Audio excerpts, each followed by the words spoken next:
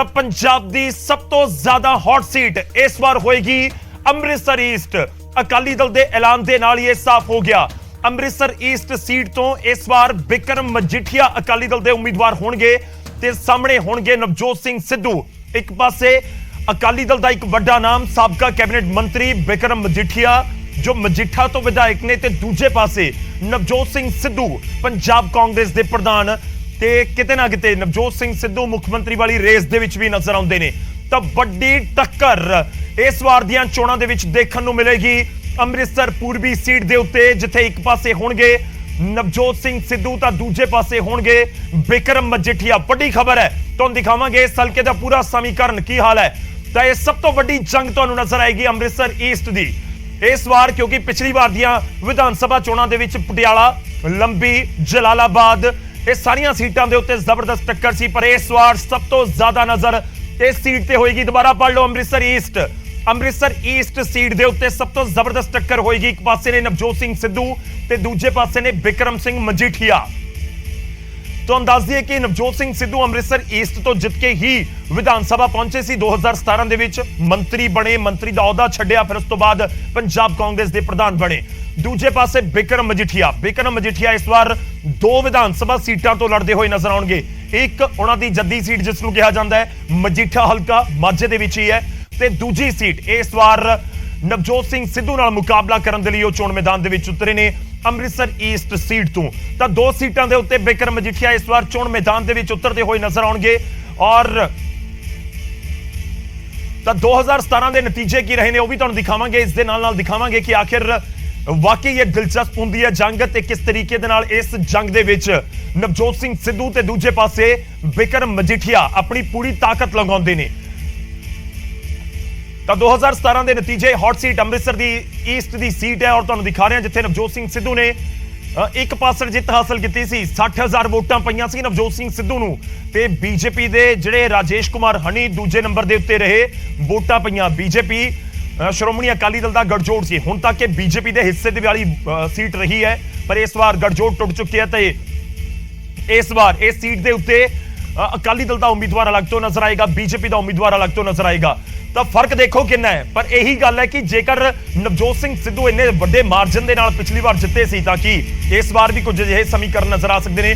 ਵੱਡਾ ਸਵਾਲ ਹੈ, 60,477 ਵੋਟਾਂ ਪਈਆਂ, ਕਰੀਬ 40,000 ਵੋਟਾਂ ਦੇ ਫਰਕ ਦੇ ਨਾਲ, 42,000 ਵੋਟਾਂ ਦੇ ਫਰਕ ਦੇ ਨਾਲ ਨਵਜੋਤ ਸਿੰਘ ਸਿੱਧੂ ਚੋਣ ਮੈਦਾਨ ਦੇ ਵਿੱਚ ਜਿੱਤ ਹਾਸਲ ਕਰਦੇ ਨੇ, ਔਰ ਕਾਂਗਰਸ ਦੀ ਸਰਕਾਰ ਬਣਦੀ ਹੈ। ਸਿੱਧੂ ਉਸ ਦੇ ਵਿੱਚ ਮੰਤਰੀ ਬਣਦੇ ਨੇ।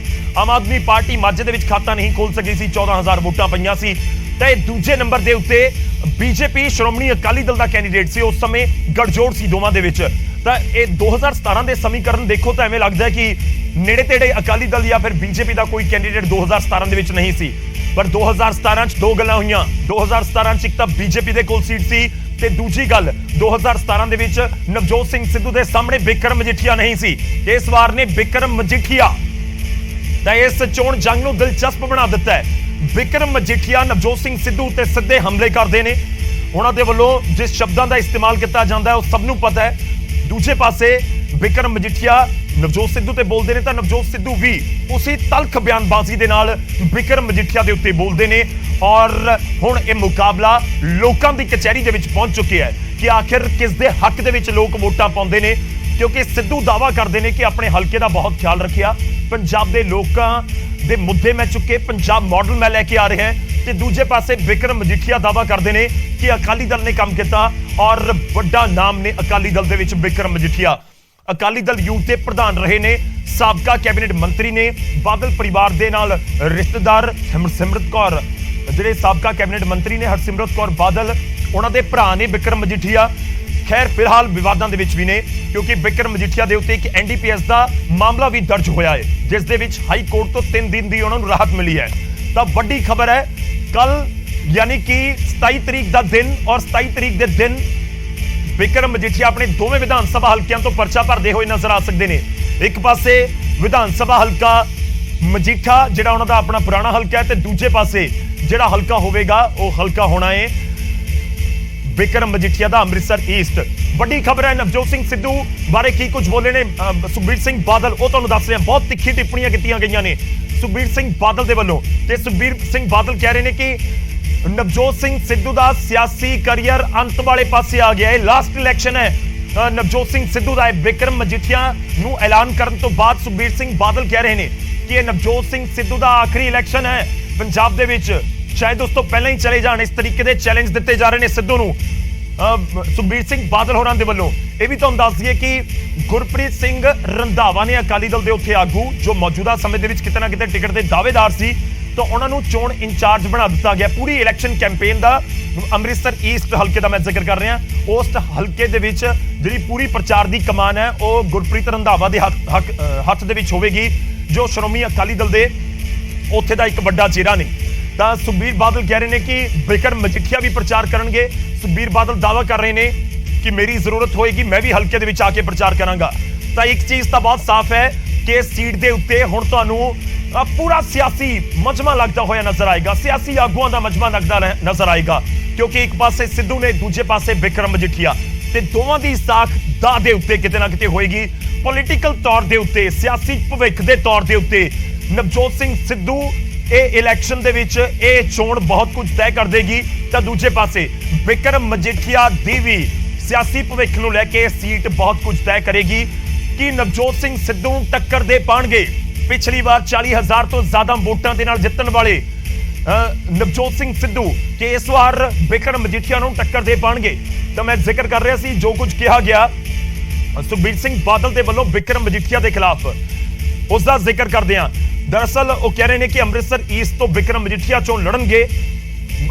ਅਕਾਲੀ ਦਲ ਦੇ ਪ੍ਰਧਾਨ ਨੇ ਇਹ ਵੀ ਕਹਿ ਦਿੱਤਾ ਕਿ ਲੰਬੀ ਤੋਂ ਪ੍ਰਕਾਸ਼ ਸਿੰਘ ਬਾਦਲ ਜੋ ਦਿਨ ਦੇ ਵਿੱਚ ਨਿਊਜ਼ 18 ਪੰਜਾਬ ਨੇ ਤੁਹਾਡੇ ਤੱਕ ਖਬਰ ਪਹੁੰਚਾਈ ਸੀ, ਵੱਡੇ ਬਾਦਲ ਸਾਹਿਬ ਸਾਡੀ ਅਗਵਾਈ ਕਰਨਗੇ। ਇਹ ਵੀ ਜ਼ਿਕਰ ਕਰਦੇ ਹੋਏ ਨਜ਼ਰ ਆਏ ਨੇ। ਸੁਖਬੀਰ ਸਿੰਘ ਬਾਦਲ ਪਰ ਬਹੁਤ ਤਿੱਖੇ ਸ਼ਬਦੀ ਹਮਲੇ ਕਰਦੇ ਨਜ਼ਰ ਆਏ ਨੇ, ਖਾਸ ਤੌਰ ਤੇ ਨਵਜੋਤ ਸਿੰਘ ਸਿੱਧੂ ਦੇ ਖਿਲਾਫ। ਉਹਨਾਂ ਨੇ ਕਿਹਾ ਕਿ ਅਸੀਂ ਸਾਰੇ ਡਟ ਕੇ ਇਸ ਸੀਟ ਦੇ ਉੱਤੇ ਚੋਣ ਲੜਾਂਗੇ ਔਰ ਨਵਜੋਤ ਸਿੰਘ ਸਿੱਧੂ ਨੂੰ ਕੋਈ ਚੈਲੰਜ ਨਹੀਂ ਹੈ। ਉਹ ਬਾਰ-ਬਾਰ ਕਹਿੰਦਾ ਕਿ ਮੇਰੇ ਸਾਹਮਣੇ ਆਓ, ਇਹ ਪਾਰਟੀ ਦਾ ਨਹੀਂ ਬਲਕਿ ਵਰਕਰਾਂ ਦਾ ਫੈਸਲਾ ਹੈ। ਕੁਝ ਦਿਨ ਪਹਿਲਾਂ ਹੋਈ ਪ੍ਰੈਸ ਕਾਨਫਰੰਸ ਦੇ ਵਿੱਚ ਜਿੱਥੇ ਬਿਕਰਮ ਮਜੀਠੀਆ ਵੀ ਪਹੁੰਚੇ ਹੋਏ ਸਨ, ਉੱਥੇ ਸੁਖਬੀਰ ਬਾਦਲ ਤੇ ਬਿਕਰਮ ਮਜੀਠੀਆ ਨੂੰ ਸਵਾਲ ਕੀਤਾ ਗਿਆ ਸੀ ਕਿ ਤੁਸੀਂ ਦੱਸੋ ਬਿਕਰਮ ਮਜੀਠੀਆ ਕੀ ਲੜਨ ਜਾ ਰਹੇ ਨੇ ਚੋਣ ਨਵਜੋਤ ਸਿੰਘ ਸਿੱਧੂ ਦੇ ਖਿਲਾਫ। ਤਾਂ ਉਸ ਸਮੇਂ ਬਿਆਨ ਦਿੱਤਾ ਗਿਆ ਸੀ, ਮੀਡੀਆ ਨੂੰ ਪੁੱਛਣ ਲੱਗੇ, ਮੀਡੀਆ ਦੇ ਮੁਲਾਜ਼ਮਾਂ ਨੂੰ ਪੁੱਛਣ ਲੱਗੇ ਸੁਖਬੀਰ ਬਾਦਲ ਤੇ ਬਿਕਰਮ ਮਜੀਠੀਆ ਕਿ ਤੁਸੀਂ ਦੱਸੋ ਕਿ ਕੀ ਹੋਣਾ ਚਾਹੀਦਾ। ਖੈਰ ਉਸ ਤੋਂ ਪਹਿਲਾਂ ਹੀ ਕਿਆਸ ਲੱਗਣੇ ਸ਼ੁਰੂ ਹੋ ਗਏ ਸੀ ਕਿ ਇਸ ਸੀਟ ਦੇ ਉੱਤੇ ਬਿਕਰਮ ਮਜੀਠੀਆ ਵਰਸਸ ਨਵਜੋਤ ਸਿੰਘ ਸਿੱਧੂ ਨਜ਼ਰ ਆ ਸਕਦੇ ਨੇ। ਇਸ ਕਰਕੇ ਅਕਾਲੀ ਦਲ ਦੇ ਵੱਲੋਂ ਇਹ ਹੋਲਡ ਰੱਖੀ ਗਈ ਸੀਟ, ਇਸ ਦੇ ਉੱਤੇ ਅਨਾਉਂਸਮੈਂਟ ਨਹੀਂ ਕੀਤੀ ਸੀ। ਅਕਾਲੀ ਦਲ ਨੇ ਆਪਣੇ ਹਿੱਸੇ ਦੀਆਂ 97 ਸੀਟਾਂ ਦੇ ਵਿੱਚੋਂ 90 ਤੋਂ ਜ਼ਿਆਦਾ ਸੀਟਾਂ ਦਾ ਬਹੁਤ ਪਹਿਲਾਂ ਐਲਾਨ ਦਿੱਤੀਆਂ ਸੀ।